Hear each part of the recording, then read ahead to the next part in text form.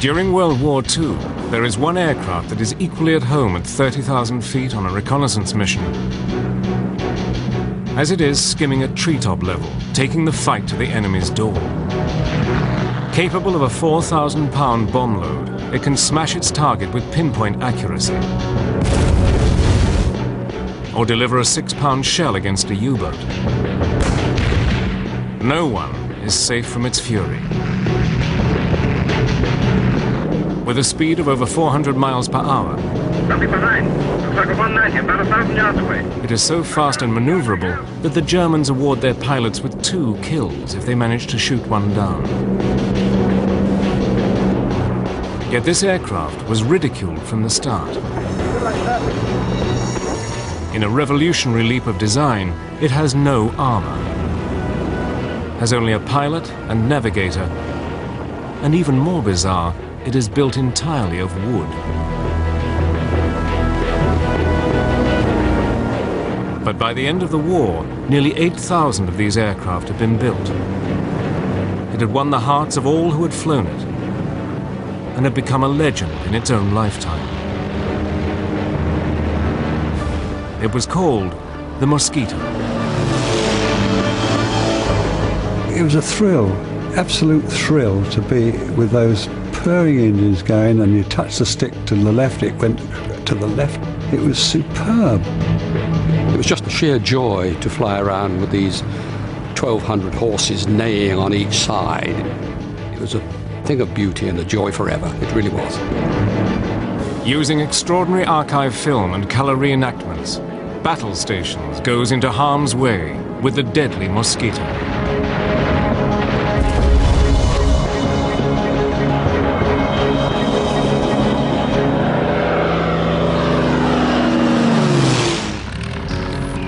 The best aircraft have often also been the fastest.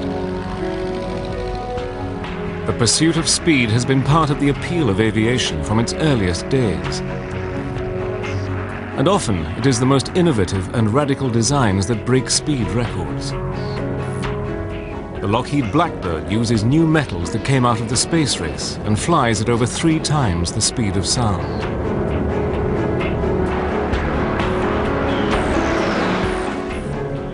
Throughout the 1930s, one company in Britain was also obsessed with speed, and it was one man's dream to use a radical material to build the fastest aircraft in the world.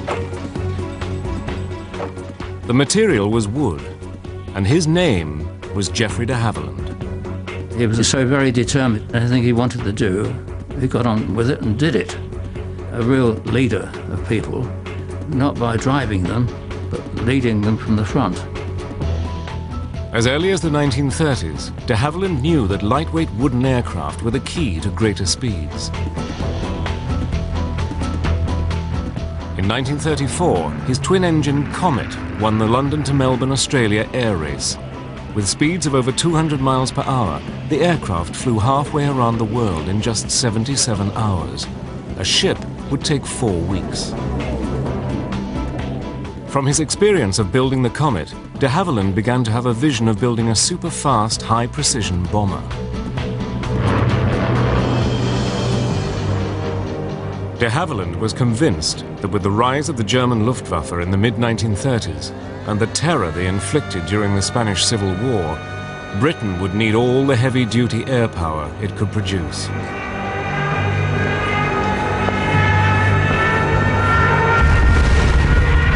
It took the British quite a while to realize that the Germans had innovative designs, monoplane fighters, but more importantly, they had medium bombers that were being developed. And they had, in effect, tested them in the Spanish Civil War from 1936 onwards. It's a huge wake-up call. At the time, the British Air Ministry believed that the future of bombing was in huge, heavily armed conventional bombers such as the Lancaster and Halifax.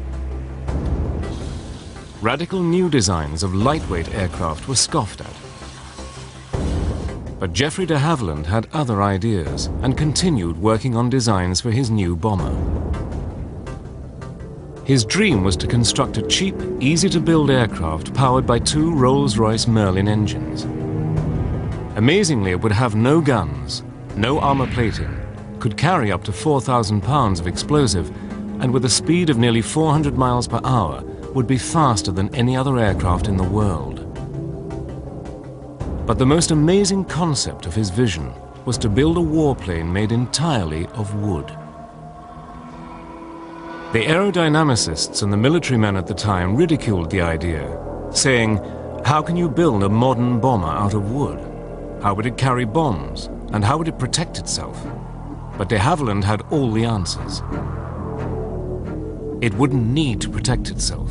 Its defense would be speed. And as far as strength was concerned, pound for pound, timber has similar structural properties as aluminium and steel.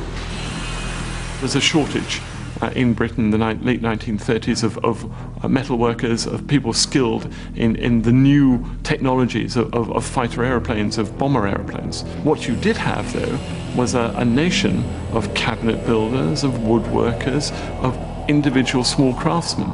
But more importantly, you can actually mobilize all of these people to build it, and you can make it, in effect, a cottage industry. September 1939. With war in Europe, de Havilland is at last given the green light to build a prototype aircraft. Immediately, the de Havilland design team went into overdrive. Led by Ronald Bishop, they moved into a 17th century manor house called Salisbury Hall. This remote house was chosen to keep the new aircraft away from prying enemy eyes.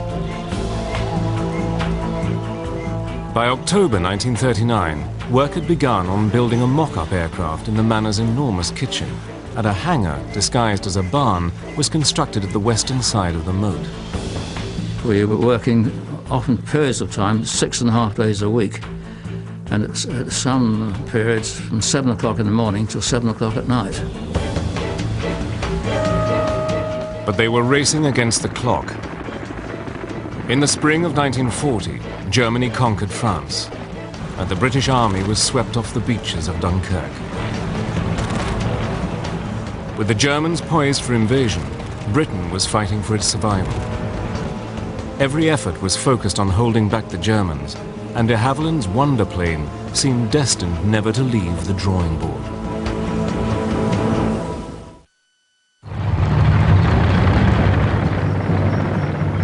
By June 1940, the German army had advanced to the shores of the English Channel and was preparing to invade Britain. In 6 months, the Nazis had conquered Poland, Norway, Denmark, Belgium, and France.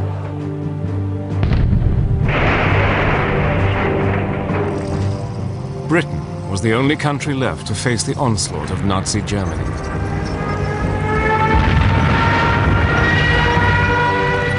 With Britain fighting for its life, priority was given to building only existing types of combat aircraft. Geoffrey de Havilland's radical new wooden bomber looked condemned to be scrapped. But de Havilland was not a man to take no for an answer. Sir Geoffrey's words are, well, they may not want it now, but they will want it. De Havilland persuaded the Air Ministry to let him continue as long as he did not use any of the vital materials required for the war effort. Throughout the summer of 1940, as Britain fought for survival against the German Luftwaffe in the Battle of Britain, de Havilland and his team worked on their wooden bomber.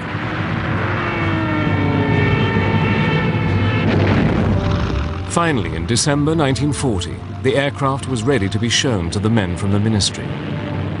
It would be called the Mosquito. De Havilland had done the impossible. Using scraps from the British military machine, he had created the fastest aircraft in the world. We knew it would fly. We were absolutely confident it would. And the question is how much better than the Spitfire it would be. Of course, we said it would be, and it was. 20 miles an hour faster. The Air Ministry was so impressed with its performance that they placed an order for 150 Mosquitoes. It was an amazing contract for an untried and untested aircraft. It's almost an impossible task. It's a wonderful thing to change from they don't want it And so give us more and more.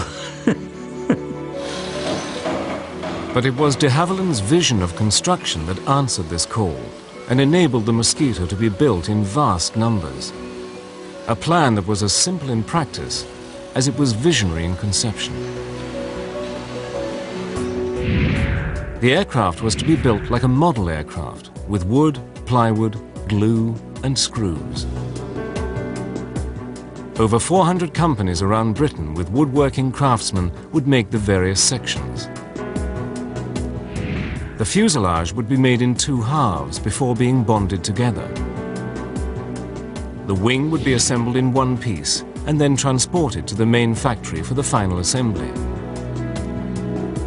In all, over 6 tons of wood and nearly 50,000 brass screws were used in each aircraft. At 40 feet long and with a wingspan of 54 feet, a legend had been born. With a speed of 400 miles per hour, faster than any aircraft in the world, the Mosquito was ready to do battle. The RAF viewed these aircraft as too valuable to let just anybody fly them.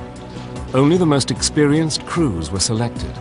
But for many of these men, powered by its 2 mighty Merlin engines, the Mosquito was unlike anything they had ever flown before. The purr of a Merlin is something to experience, it really is. And then we taxied out and took off. There you were, you suddenly look at the altimeter. The 1 minute you're down at 1,000 feet, next minute you're up at 30,000. She would climb at 2,500 feet a minute, and that was really going some. You had to get into a jet to fly anything faster than that. If you started to mishandle her, pushing and pulling, in no time at all you would over-control, and she would be like a mosquito. She would sting you. In July 1941, the first Mosquitoes to go into service were delivered as photo reconnaissance units. It had taken only 22 months from the first drawings to delivery.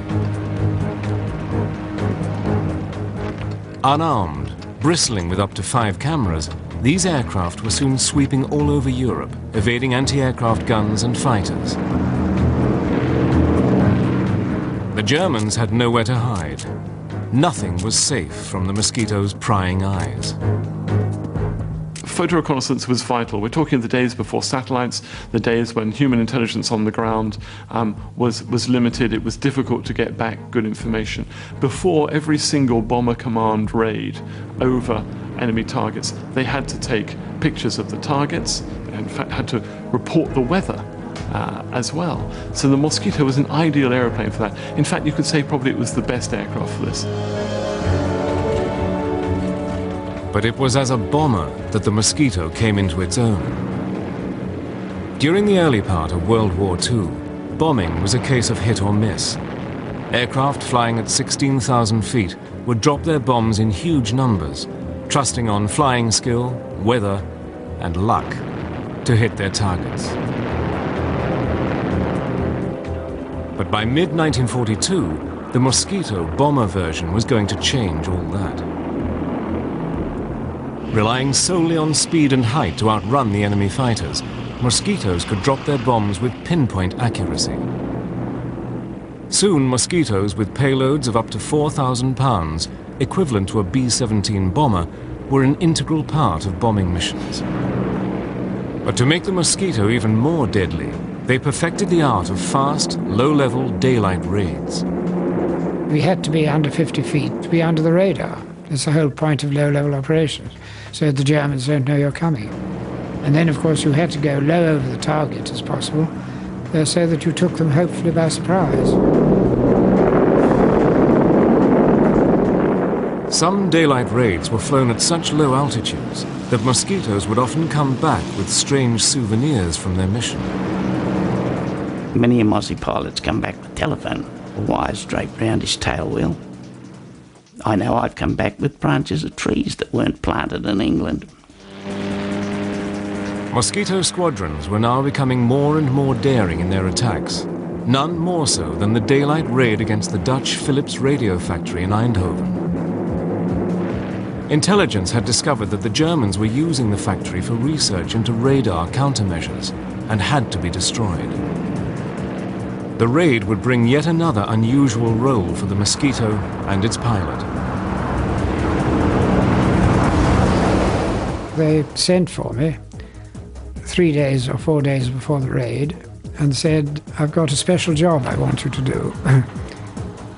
We've got a cameraman coming up, and I want you to fly with him down the Scheldt estuary, right down as far as Holland itself, and then turn round, come back, taking a film of the route, which we will all be taking to Eindhoven."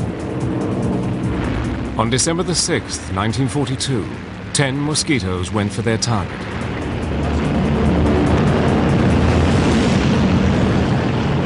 We went low level down the Scheldt estuary into Holland. And then just then we were approaching a place I think called Turnhout. And at that point we had to climb up to 1,000 feet.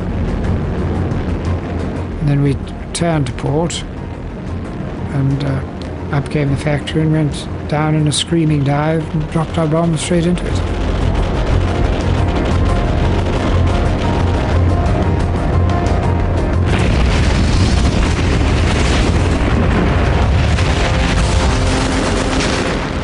Racing for home, the Mosquitoes were caught in German anti-aircraft fire, or flak. Over the North Sea, disaster struck. The chap who decided to follow me, because he was on his first trip and he thought he'd follow an experienced pilot, and I'm afraid he caught a bit of flack because my cameraman suddenly called out, looking backwards, "God, he'd gone into the sea." I've turned round and went back to the sea. And there was no dinghy or anything, just a cauldron of boiling water. Just 6 weeks later, on January the 30th, 1943, the Mosquitoes went on another audacious raid, the 10th anniversary of Hitler's coming to power. Intelligence learned that there was to be a major Nazi rally in Berlin, led by Reich propaganda minister Joseph Goebbels and Reich Marshal Hermann Göring, which was to be broadcast on German radio. This was too good an opportunity to miss. The aim was not to hit the site of the rally, but to create chaos and interrupt the broadcast. With their speed and range, 3 Mosquitoes hit Berlin at 11 a.m., interrupting Göring's broadcast. At 4 p.m., a second group hit, interrupting Goebbels. For the Allies, it was a major propaganda success. The Mosquito delivered to the Allies, particularly to the British, propaganda coups right the way through its service history, and all done by a small wooden aeroplane that the Germans had written off in their propaganda as being some sort of antique. Later, Göring was heard to say, "It makes me furious when I see the Mosquito. I turn green and yellow with envy. The British knocked together a beautiful wooden aircraft that every piano factory over there is building. They give it a speed which they have increased again." But if the Mosquitoes were spoiling Göring's day, the Allies knew that to spoil the Nazis' day, the Mosquitoes were going to have to bomb Berlin again and again until they smashed it into submission.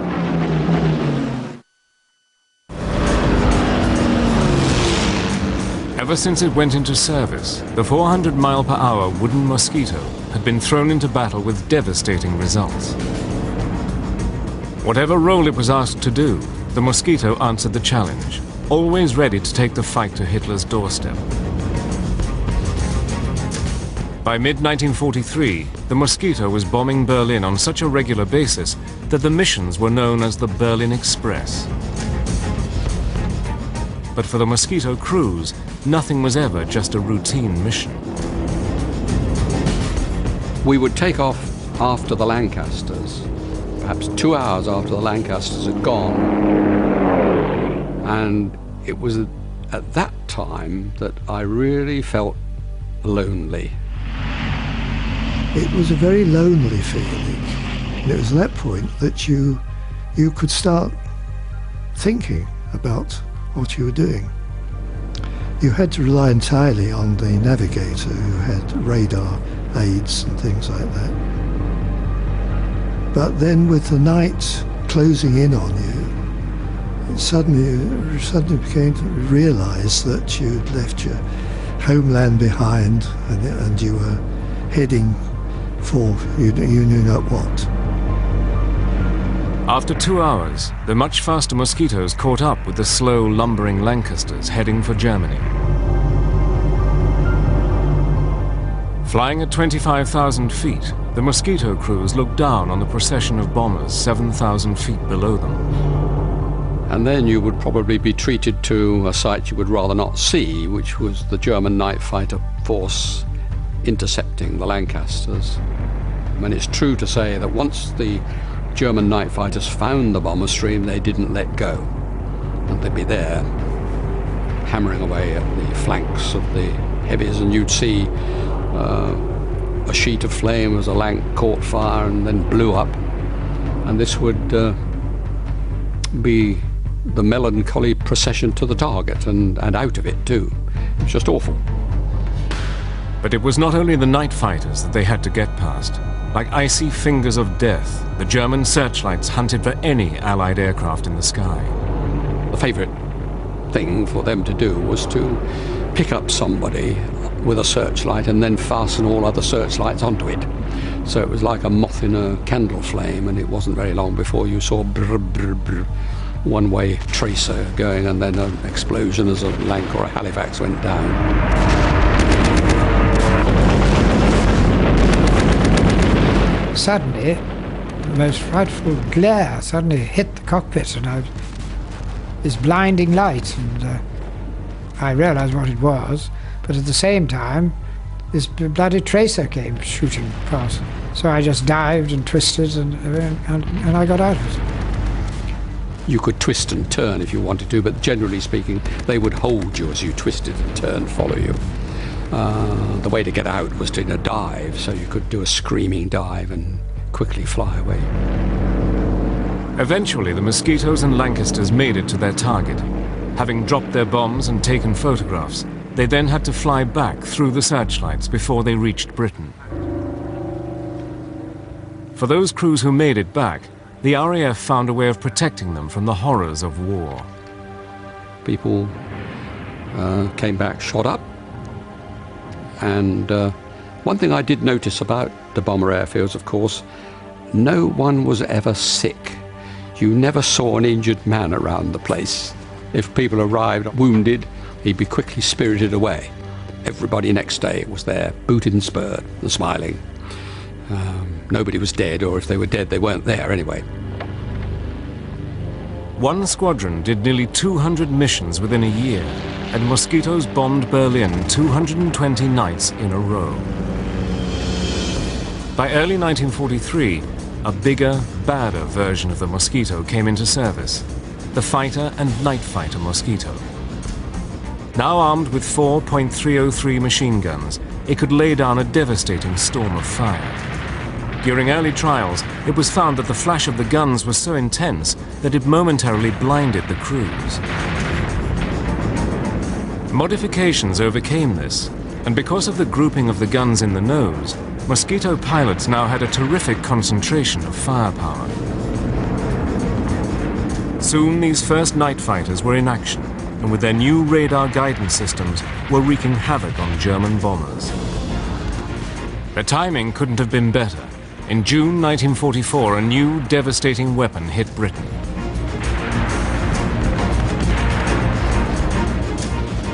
After D-Day, as the Allies were fighting to gain a foothold in Europe, Hitler unleashed his new terror weapon, the V-1 flying bomb.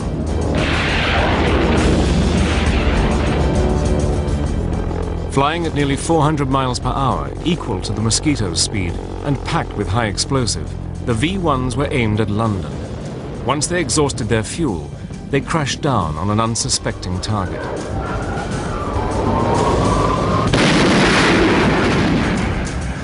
Destroying these fast-flying bombs was a dangerous task.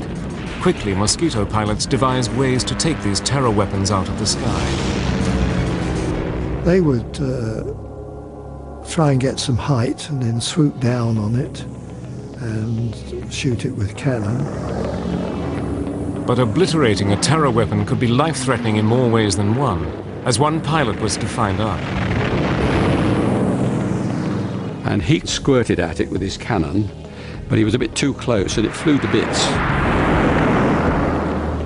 And a bit of it came in through the front and pierced the dinghy that he was sitting on. It inflated in the cockpit, so up he came off his seat and up towards the roof. But he was very fortunate. He always carried a dagger down his boot. I don't know if he wanted to fight his way out of Germany, perhaps. He produced the dagger, stabbed the dinghy, and down it went, and he got home. When I heard the story, I was absolutely terrified, and I always carried a knife down my own boot after that, just in case. Whilst the fighters were attacking the V-1s in the air, their photo recon brothers were scouring France and Belgium, hunting down their launch sites. As we got near the target, of course, the navigator would alert you to your position. Put your nose down onto towards the ramp and the pillbox, and the pilot would release the bombs. We did, I think, over 3,000 sorties against them, and in the end, Hitler only launched 5,000 of them. And it was an ideal target for the Mosquito. The Mosquito was made for V-1 sites. After just 9 weeks, the Mosquitoes had destroyed over 650 of these terror weapons. But the Germans were not beaten and were fighting as ferociously as ever. Once again, as the fighting intensified, the Mosquito would take its crews into harm's way and go down in history in one of the most daring and ingenious raids of World War II. From its early days, Coastal Command had used Mosquitoes as a vital weapon against harbors, shipping, and vicious German U-boat packs. But by 1944, it had a bigger sting in its tail. Called the Tetsi Mosquito, this aircraft carried a Molin 6-pound cannon with a kick like a mule. Rate of fire was about 1 every 2 seconds. You could fire it separately, and that's an automated one every 2, or you fired it yourself, carrying 24 rounds. Very formidable weapon. It was armor piercing. You should have allowed yourself a range of 1,000, 1,500 yards for the target, but not to go closer than 600 yards. The reason why you shouldn't go in less than 600 yards is because you might get a bit of shrapnel from your own gun coming off the U-boat. Another weapon the aircraft carried were 8 60-pound rockets. When they unleashed these terrifying weapons, it was equivalent to a broadside from a light naval cruiser. Once on target, nothing was safe from these fearsome Mosquitoes. It seemed that there was nothing that the Mosquitoes were not called on to try. Always ingenious, the military were constantly planning different ways to use this unique wooden aircraft against the enemy.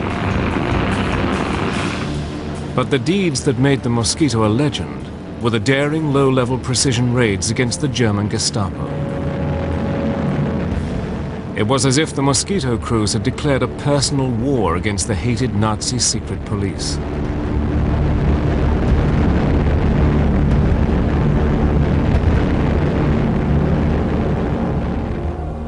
From as early as 1940, the French resistance network had been a major thorn in the side of the German occupation. Its aim was to sabotage the Nazi war effort. By 1944, hundreds of these resistance fighters had been imprisoned at the notorious Amiens prison in northern France, and word had reached the Allies that on February the 19th, 200 French men and women would be executed. An ingenious plan was hatched. Mosquitoes would be used to bomb the walls surrounding the prison so that the resistance fighters could escape. It was called Operation Jericho.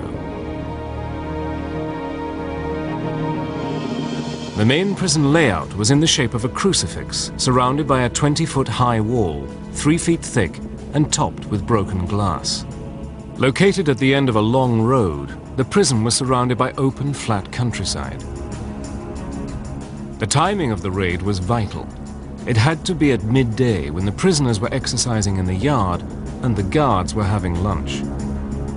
Equally important was the placing of the bombs. Great care had to be taken so that enough explosive was used to smash a hole in the outside wall, but not so much as to kill all the inmates.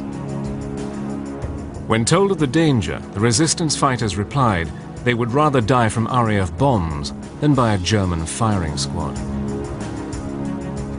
On the morning of the 18th of February, the Mosquito crews were told for the first time what their target was. We went into the briefing room around about 9:30, 10 o'clock in the morning. And on the table was a mock-up model of the Havilland prison. And we were told we were going to try and breach the walls and give the prisoners a chance to escape. The attack, timed for exactly 12 o'clock midday, consisted of 3 stages.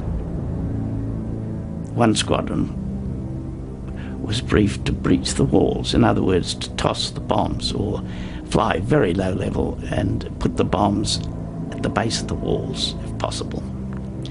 The second squadron were to come in at 12:02 when the guards had gone to lunch and bomb the dining hall, mess hall, anything they could lay their hands on to keep the guards under control. In case of the first squadron not breaching the walls completely, or the second squadron not doing the guards' quarters, etc., then the third squadron would bomb the whole prison. As the crews waited for takeoff, it appeared that the raid might be cancelled. The weather had closed in, and all aircraft were grounded.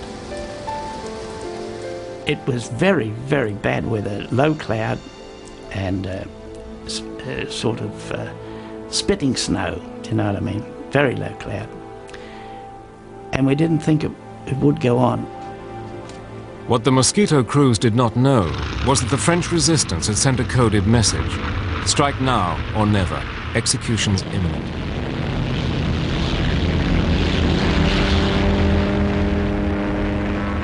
At the last possible moment, and with only 2 hours before the deadline, 18 Mosquitoes armed with a 500-pound bomb load took off in conditions worse than most of the crews had ever encountered. We climbed through the cloud, and above the cloud we just joined up and went back down onto the sea level across to France. Flying in 2 groups and at almost 0 feet, they swept across the English Channel. Amazingly, as they approached the French coast, the weather improved. It seemed that luck was on their side. When we got to France, it was covered in snow, of course, but it was clear, and we flew around and we picked up the road from Havilland to Albert. Long, straight road. And we settled down for the run in. In the fields around the prison, French resistance fighters anxiously searched the sky, waiting for the Mosquitoes to help their comrades escape. We could see the prison ahead. And we got down very, very low indeed. And we were coming down to around about 190, 180 knots. With only minutes to go, and with the Germans completely unaware, the Mosquitoes neared the prison. We opened our bomb doors about a mile from the prison, flying at about 10 to 15 feet. And we had to pull up, go over the walls. We let our bombs go, and they went through the base of the wall. I turned to starboard, and as I looked down, I saw the startled face of the machine gunner in the little cupola on top of the prison. We looked at each other, I suppose, and then I was down onto the deck in loose formation following the wing commander. The raid was a success, and the Mosquitoes had pulled off an amazing feat of courage. 255 prisoners escaped, but 37 were killed, along with 50 German guards. The Gestapo were vicious in their revenge, and 260 prisoners were killed in reprisal. The raid was a wake-up call to the Germans. As far as I can see, this was a brilliant piece of precision bombing. The first flight took out the walls, blew in the doors, allowed people to escape. The second flight took the walls down. In fact, they didn't need the third flight. I think it was a startling success because it would have demonstrated to the Germans that the Royal Air Force could place bombs wherever they wanted to across occupied Europe. The Mosquitoes continued to carry out their unique style of war against the Germans. It was a period that would see them operating deep inside occupied Europe. Using technology that was years ahead of its time, they hunted down the Nazis. No one was beyond the reach of the Mosquito. Throughout the long and bloody conflict of World War II, the 400-mile-per-hour wooden Mosquito was always at the front of battle, always taking the fight to the enemy. But it was the Americans that came up with yet another novel use for this versatile aircraft. Late in 1944, the OSS, the Office of Strategic Services, a forerunner of the CIA, took over 5 Mosquitoes to work with their agents in occupied countries. Because the war was moving so rapidly, intelligence was having a hard time knowing exactly what the enemy was doing. Only agents behind enemy lines could supply this information. It was vital that these agents got this information back. Using Morse code was no good, as the Germans could easily detect it. Something else had to be found. 2 American scientists had developed a transmitter that enabled an agent to talk to an aircraft. Called the Joan Eleanor system, after one of the scientists' wives, it was an early version of the mobile phone. By transmitting on a waveband so narrow, the Germans could only detect the agent if they were within 50 feet of him. But the ingenious part of this plan was the Mosquito. With its speed and height, it could fly undetected along a predetermined 150-mile line, listening for the agent's message. Deep inside the Mosquito was an OSS operative. Within the fuselage, it was hardly enough room to move, and I was sitting almost on top of a big fuel tank. The petrol in there would expand and would come out on a special valve, and I could see it down there bubbling. And that was petrol. When you switched on your suit, you always expected a spark, boom. But we were so high that there was very little oxygen in the air. When the Mosquito got to the area, the OSS operative would begin calling the agent. This is 5278, 5278, calling Z313131, and then wait for him to say, yes, I'm here, and give me the answering code. Sometimes the Mosquito would fly along the designated route for hours on end before the agent answered.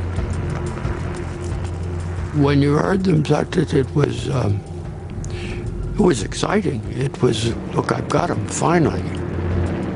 Confirmed who he was, and his short messages would be such and such a unit is there, and they're going west on highway number so-and-so, and it's 2 battalions or whatever it is, and and we could get it back in 3-4 hours. But many times the agent never answered. Sometimes they could not find a safe place in which to send their message. Sometimes no one ever knew. Well, when time was up, and the pilot knew just how much petrol we had, we'd turn around, go back. The Mosquito had for a long time been the weapon of choice as a pathfinder for the bombers. But as a low-level marker, it was second to none in helping annihilate the German war machine in France. To enable precision bombing and to reduce civilian casualties, the Mosquito would fly with the squadrons of heavy bombers. As they neared their drop zone, the bombers dropped flares which illuminated the sky, and the Mosquitoes dived down to identify their individual targets. So 4 of you were coming in, and the rule was that the first one who saw it called tally-ho. Just that. You then positioned yourself and dived on one end of the target. And when you judged that you were at the right position above the ground, which was probably at about 1,000 feet, you were coming down at quite a speed after all, you pressed the button and away went 4 500-pound markers, and down they went and made a great blob of red on the ground. You got the hell out of it. Only when the target was ringed in red marker bombs would the Mosquito leader call up the oncoming bombers. But one of the Mosquito's most demanding roles was that of interdiction, the cutting off of enemy supplies. Nowhere was this more graphically demonstrated than in the days leading up to and after June the 6th, 1944, D-Day. As Allied troops fought a bloody battle to gain a foothold in France, the Mosquitoes hunted independently, seeking out enemy supply lines. Trains we preferred to attack because they were always carrying war material on it, or reinforcements for the front. Sometimes you could attack a train going into a tunnel, and you'd get the other end of the tunnel and wait for it and shoot it up as it came out. It was fun, really, shooting up trains. During the month of June, Bomber Command flew over 15,000 raids in support of the Allied invasion forces, and by the end of 1944 had helped drive the Germans back into their own country. Finally, on May the 2nd, 1945, 2 days after Hitler's suicide in Berlin, 126 Mosquitoes took part in the last raid of the war in Europe. Their target, the German port of Kiel. Within 2 hours, the city was reduced to rubble, a grim legacy to the destructive power of the wooden wonder.